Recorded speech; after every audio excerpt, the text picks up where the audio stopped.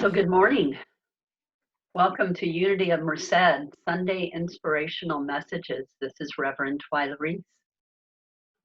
And I'm here with you this morning, as well as Ed Bennis. Can you say something, Ed? Good morning. Yes, I don't know if I was on. Yeah, yeah, good you're morning. on now. So Okay. Ed and I will be bringing you this morning's message. So let us take a moment right now, wherever you are in the world, wherever you are in your home, just take some deep breaths. Deep breaths that just cleanse and focus your heart.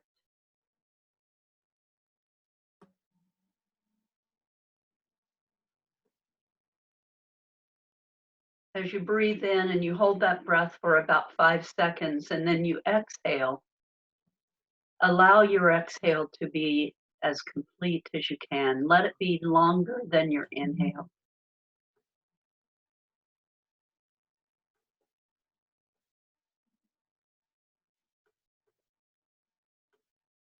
And as we do this heart-focused breathing, we give thanks for this morning.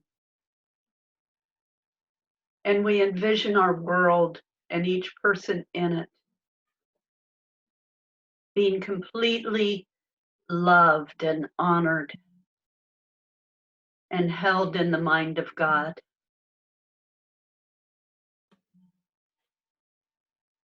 We pray knowing that your moment is sweet and that whatever is going on in your life, that in this moment, you feel that presence of the divine. And so it is, and so we let it be. Amen. I want to share with you Unity's Daily Word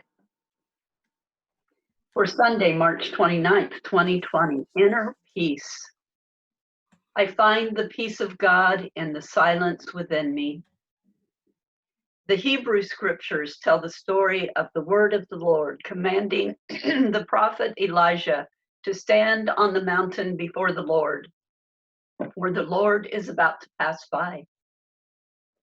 As he waits, Elijah fails to find God as he endures a wind strong enough to split mountains, an earthquake, and then a fire.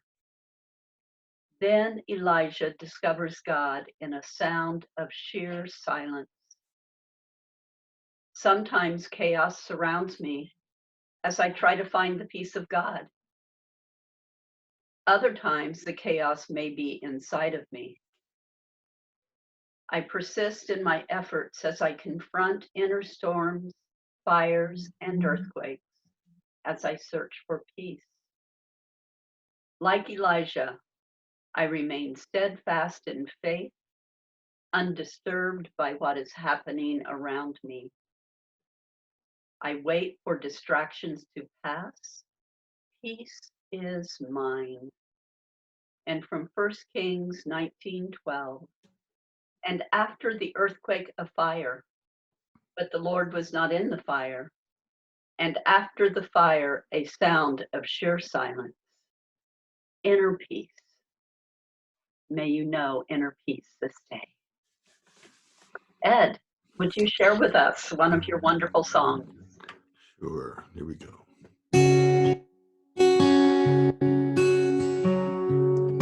What's my hurry in this fury? God is holding me now. Untie the knot in what I am caught in. God is holding me now. Relax my hands and rest my eyes. Take a deep breath and realize I can do this. I'll get through this. God is holding me now. In this moment, I'll step aside. I will let go and let God provide. Find my center, let love enter. God is holding me now. What's your hurry in this fury? God is holding you now. Untie the knot in what you are caught in. God is holding you now. Relax my hands and rest my eyes. Take a deep breath and realize we can do this. We'll get through this. God is holding us now. In this moment, we'll step aside. We will let go and let God provide. Find our center, let love enter. God is holding us now. God is holding us now. Oh, beautiful, Ed. Thank you. Thank you. So this morning I want to share with you. Last week we spoke about remembering the power of your mind. Remembering that you are a co-creator with God.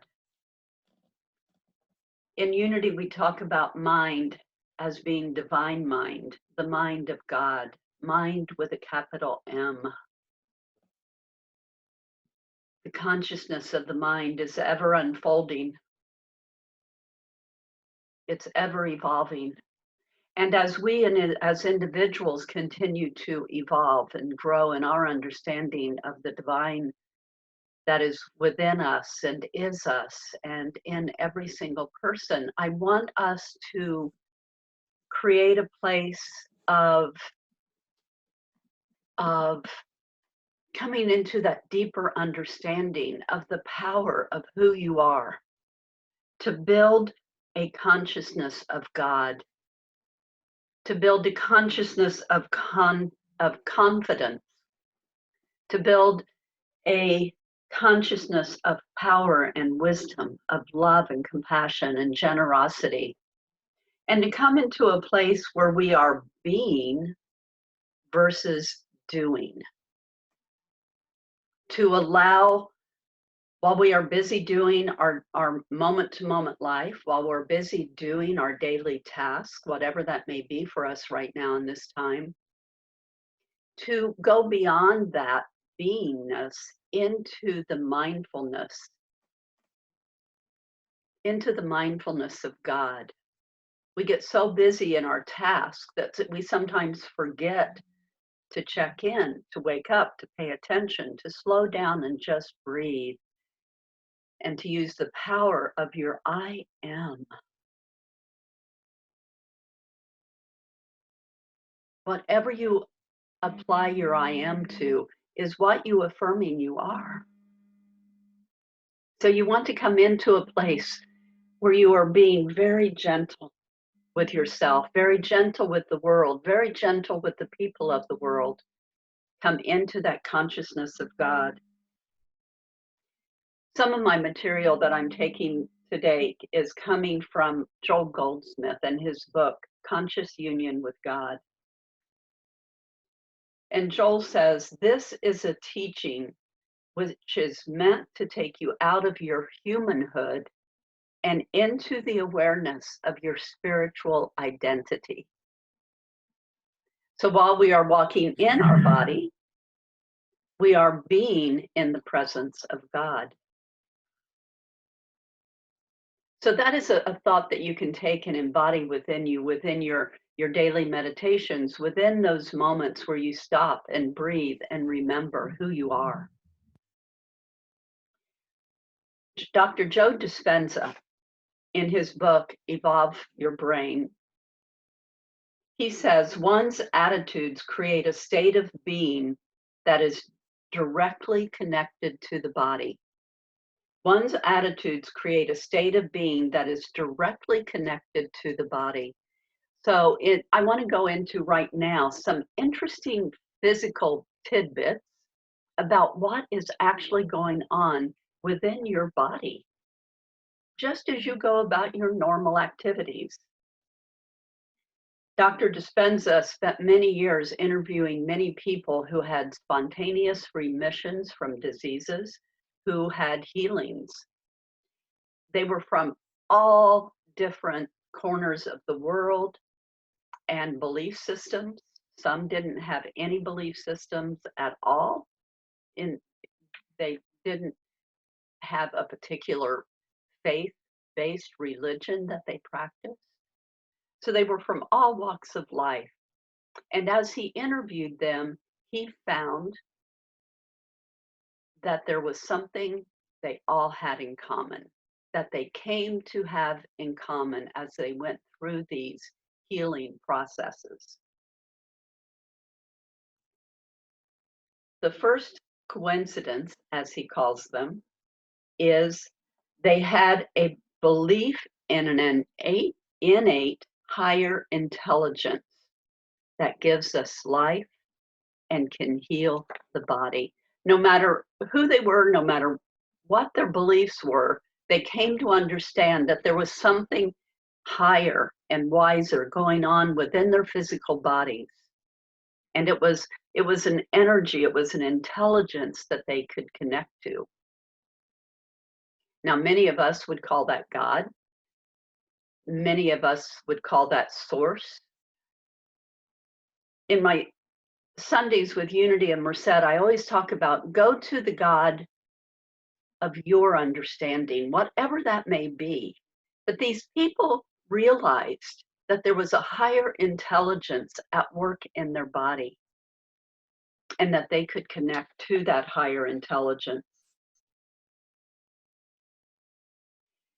They could connect to that higher intelligence and that they could direct it to work for them. That they were not alone, so to speak, right? That there was a higher order at play. So just now, as I've been talking, in each moment, there is, say, roughly around 100,000 chemical reactions that just took place in every one of my cells as I'm sharing this with you. As you are sitting there listening to me, there have been roughly 100,000 chemical reactions taking place in your body in each moment. Now multiply that 100,000 chemical reactions by the 30 to 40 trillion the 30 to 40 trillion cells in your body. Imagine the magnitude of that activity that is going on in your body right this moment.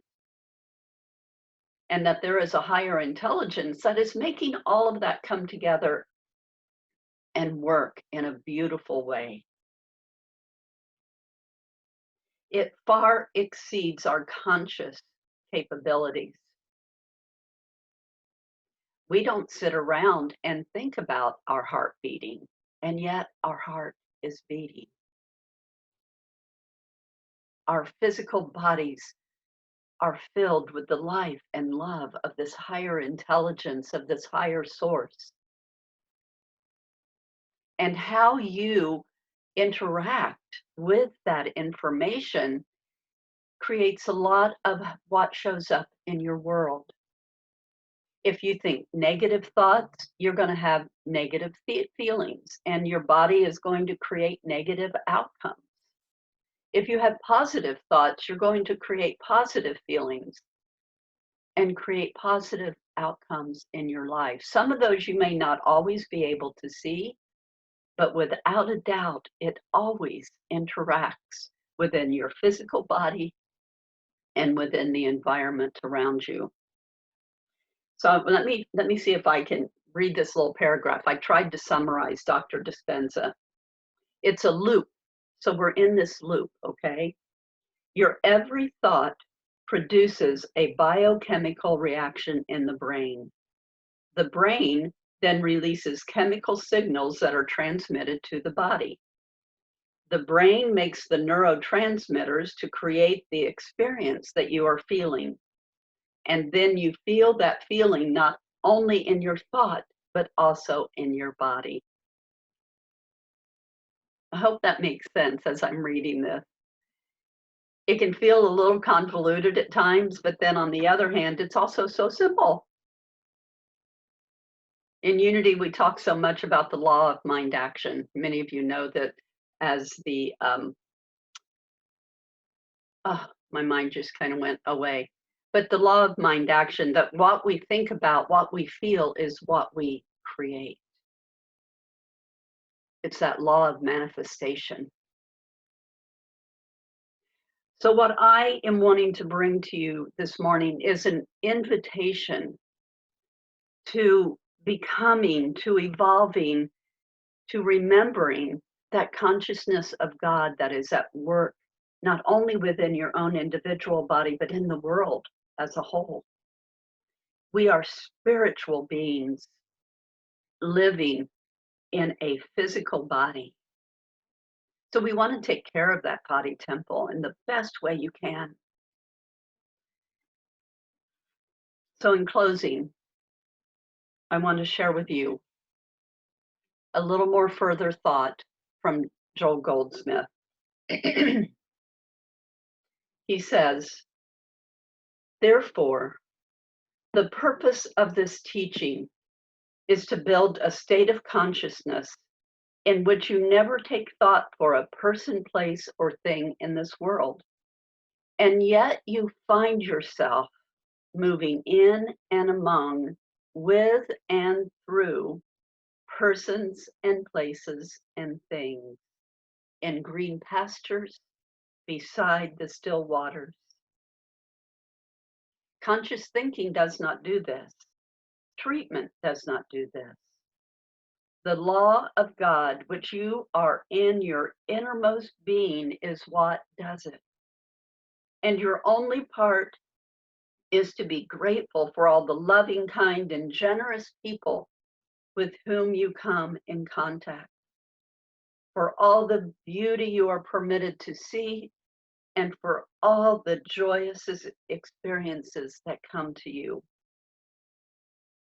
This is developing a state of consciousness, which is that of a beholder, a witness to God's work. You are a spectator watching the divine play, watching the divine flow of life within you.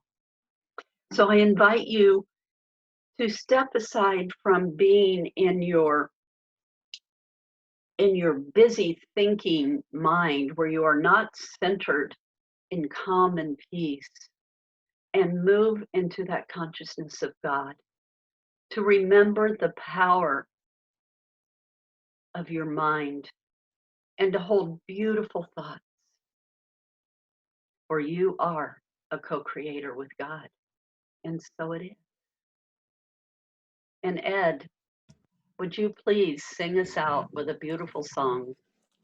I can do that.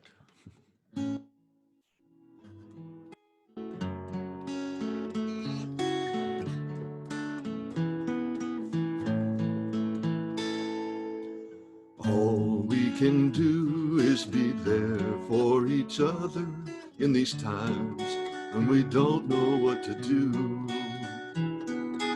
All we can do is be there for each other and help each other through